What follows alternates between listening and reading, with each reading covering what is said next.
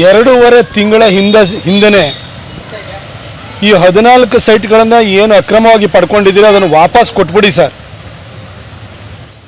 ಆಗ ಒಂದು ಮುಕ್ತ ಮತ್ತು ನ್ಯಾಯಸಮ್ಮತ ತನಿಖೆಗೆ ಅವಕಾಶವಾಗುತ್ತೆ, ಪ್ರಕರಣ ತಾರ್ಕಿಕ ಅಂತ್ಯಕ್ಕೆ ಹೋಗುತ್ತೆ.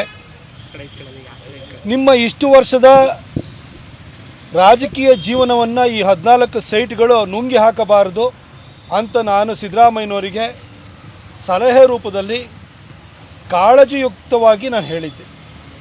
ಆದರೆ ಸಿದ್ದರಾಮಯ್ಯನವ್ರು ಕೇಳಲಿಲ್ಲ. ಇವಾಗ ಇಡೀ ಕೇಸು ದಾಖಲಾದ ನಂತರ, prevention of money laundering act ಲಾಗೂ ಆದ ನಂತರ ಈಗ ಹಿಂದಿರುಗಿಸುವಂಥ ಕೆಲಸ ಮಾಡಿದರೆ. 2.5 ತಿಂಗಳು ಹಿಂದೆ ಕೊಟ್ಟಿದ್ದಿದ್ರೆ ಸಿದ್ದರಾಮಯ್ಯ ಸಾಹೇಬರೇ, ಇವತ್ತು ನೀವು ನಿಮ್ಮ ವಿರುದ್ಧ ಪ್ರಾಸಿಕ್ಯೂಷನ್ಗೆ ಅವಕಾಶವೂ ಆಗ್ತಿರಲಿಲ್ಲ. ಈಗ ಸೈಟಿಗೋಸ್ಕರ ನೀವು ಚೇರ್ನ ಕಳ್ಕೊಳ್ಳುವಂಥ ಪರಿಸ್ಥಿತಿಯೂ ಬರ್ತಾ ಇರಲಿಲ್ಲ. ನೀವು ಸೂಕ್ತವಾದಂತಹ ಸಲಹೆಗಾರರನ್ನ ಜೊತೆಲಿ ಇಟ್ಕೊಳ್ಳೋದಲ್ಲೇ ಬರೀ ನಿಮಗೆ ಬಹುಪರಾಕ್ ಹಾಕೊಳ್ಳೋರನ್ನ ಇಟ್ಕೊಂಡು ಹೋಗಿದ್ದರಿಂದಾಗಿ ನಿಮಗಿಂಥ ಪರಿಸ್ಥಿತಿ ಬಂದಿದೆ.